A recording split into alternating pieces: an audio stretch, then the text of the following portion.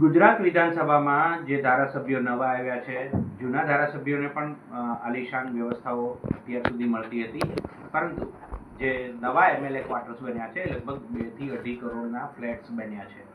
ધારાસભ્યોને મસ્ત મોટું વેતન ભથ્થા કુલ મળીને લગભગ એક ધારાસભ્યને 1.25 લાખ રૂપિયા જેવી મંથલી એમનું આવક ગણો તો આવક ખર્ચ બધું જ એમનું જીવન એક મહિનામાં 1.25 લાખ રૂપિયા જેટલું વ્યતીત થાય છે.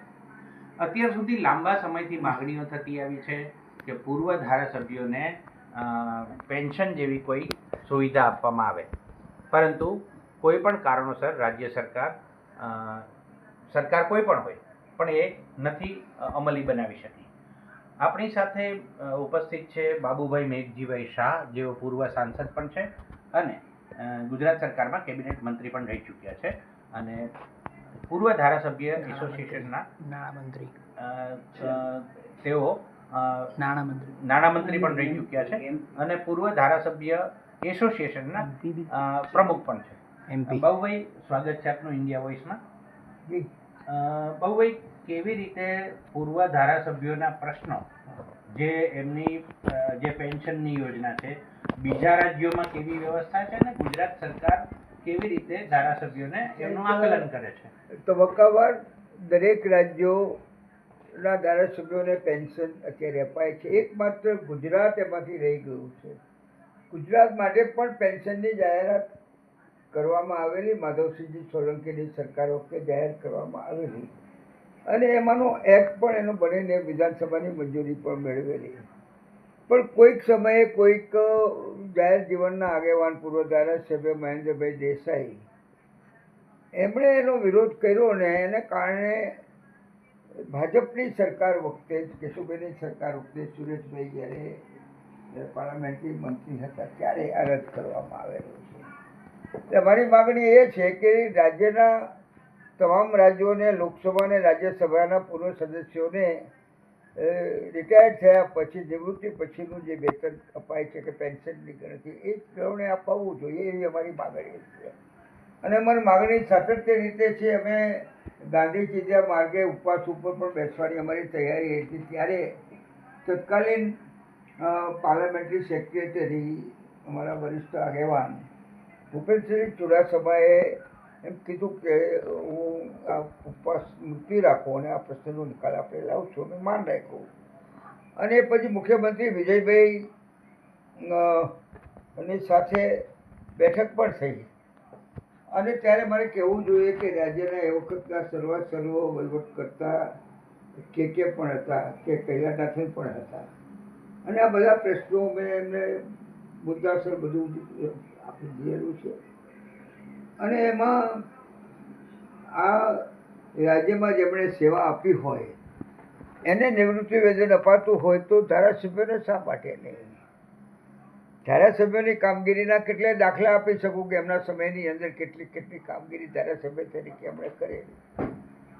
હું દાખલા તરીકે જાહેર અંદાજ સમિતિનો સભ્ય હોઉં, કોઈ પબ્લિક એકાઉન્ટ કમિટીના સભ્ય હોય, તો પંચાયત રાજ કમિટી હોય, જુદી જુદી સમિતિઓના સભ્યોનું અહીંયાનું જે અનુદાન, એનું જે પોતાનો ફાળો છે વહીવટની અંદર, એની તો નોંધ લેવી જોઈએ કે નહીં? અને મોટાભાગનું ગુજરાત અત્યારે જે છે, અગાઉનું મુંબઈ રાજ્ય હતું, જે અત્યારે મહારાષ્ટ્રના નામે ઓળખાય છે. મહારાષ્ટ્રની અંદર જે પેન્શન અપાતું એ ધોરણે ગુજરાતના ધારાસભ્યોને અપાવવું જોઈએ તો એક નૈતિકતાની વાત છે. અમદાવાદના ધારાસભ્યો જો બે રાજ્ય એક હો તો એ મહારાષ્ટ્રની અંદર છે. બનાસકાંઠા રાધનપુરના ધારાસભ્ય જે છે એ પણ એ વખતે મુંબઈ રાજ્યમાં હતું. કચ્છ કવરનું રાજ્ય હતું, મારે ધારાસભા નહોતી, પણ સૌરાષ્ટ્રની તો ધારાસભા હતી. બીજા રાજ્યોમાં કેવા પ્રકારનું વેતન સાંસદોને મળે છે?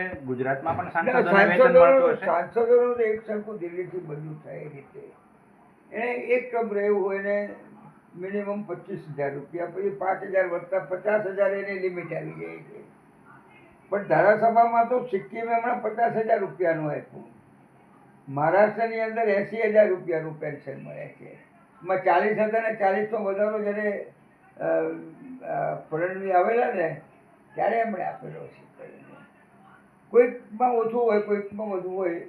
આપણે એ પ્રમાણેની ગણતરી કરી અને જે ધોરણે લોકસભાના પેન્શનો અપાયા છે એ ધોરણે તમે એમને આપી દો.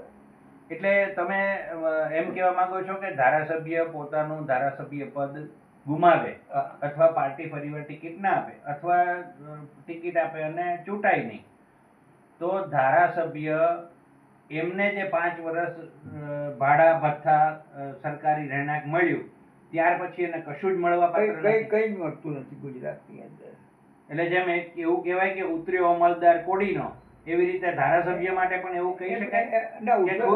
ખુરશી ગયા પછી ઉતરો અધિકારી તો છે ને તો જીવનભર પેન્શન મળે છે, એમને ફેમિલી પેન્શન પણ અપાય છે. પણ ધારાસભ્ય તો એમાં પણ નથી. ધારાસભ્ય એમાં પણ નથી. આ એક વિટંબણા છે કે સરકારની ઈચ્છા શક્તિ નથી. શું લાગે છે? હું માનું છું સરકારની ઈચ્છા શક્તિ નથી. જો બીજા રાજ્યોમાં અપાતું હોય તો એ શા માટે ના અપાય કરીને અને અને અને લોકોને કોઈ ઉશ્કેરાટ કરે એવા શબ્દોને કારણ અમે આજે સવારમાં મને એક લોબીમાં વિઝિટર્સ મળ્યા તો મને કે ધારાસભ્ય તમને તો પેન્શન મળે છે ને. આ લોકોમાં અસર છે કે ધારાસભ્યોને પેન્શન મળે છે. બીજા રાજ્યોમાં મળતું હોય તો ગુજરાત તો સૌથી પહેલું હોય ને આપવા માટે. ગુજરાત પોતાને પ્રોગ્રેસિવ સ્ટેટ ગણાવે છે કરીને ઔદ્યોગિક સ્ટેટ ગણાવે છે. નરેન્દ્રભાઈ મુખ્યમંત્રી હતા ત્યારે આ મુદ્દાની ક્યારેય નરેન્દ્રભાઈ સાથે વાતચીત થઈ? હા. એમનો શું પ્રત્યુત્તર હતો કે કોઈ હમણાં કાગળો મળે ને એકનોલેજમેન્ટ દરેક મુખ્યમંત્રી આપ્યો તમારો પત્ર મળે એનાથી વિશેષ કાંઈ નહીં. તો પ્રખર અભ્યાસુ, સંસદીય બાબતોના જાણકાર, જાહેર હિસાબ સમિતિના તજજ્ઞ એવા બાબુભાઈ મેઘજી શાહનું કહેવું છે કે કદાચ ખુરશી ઉપરથી ઉતરેલો અધિકારી એમ કહેવાય છે કે ઉતર્યો અમલદાર કોડીનો, પણ ગુજરાતના ધારાસભ્યની સ્થિતિ તો તેનાથી પણ બદતર એટલા માટે છે કે તેને કોઈ પ્રકારની પેન્શન વ્યવસ્થા એમના જીવન નિર્વાહ માટે નથી. માત્ર એક એસટીમાં મફત મુસાફરી અને હોસ્પિટલની સેવામાં એમને લાભ મળે છે.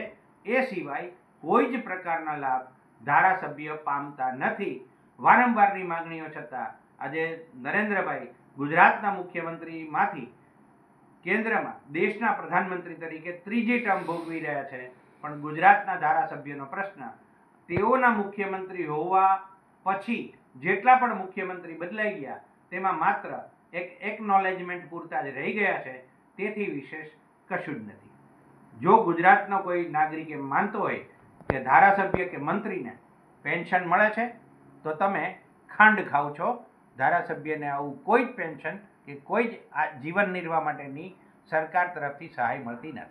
મારે જરા સબમિટ કરવું છે કે નરેન્દ્રભાઈ વડાપ્રધાન તરીકે હમણાં હું એમપી છું એટલે અમારા પેન્શનમાં 25,000માં 6,000નો વાર્ષિક વધારો કર્યો છે. મારે કહેવું જોઈએ એટલે વડાપ્રધાન ત્યાં એમપીના પગારોની અંદર પણ વધારો કરી રહ્યા હોય તો અહીંયા ધારાસભ્ય પોતાનું જે પેરેન્ટ રાજ્ય કહેવાય એની અંદર એમણે કહેવું જોઈએ કે ભાઈ આ ધારાસભ્યોની માગણી વ્યાજબી પૂર્વ ધારાસભ્યોની અને ત્વરિત એ જ્યારથી રિટાયર્ડ થયા હોય ત્યારથી એમને ચરત પેન્શન જે હોય એ આપી દેવું જોઈએ ગ્રેસફુલી. આના માટેની અમે બહુ ધીરજ રાખીએ છીએ.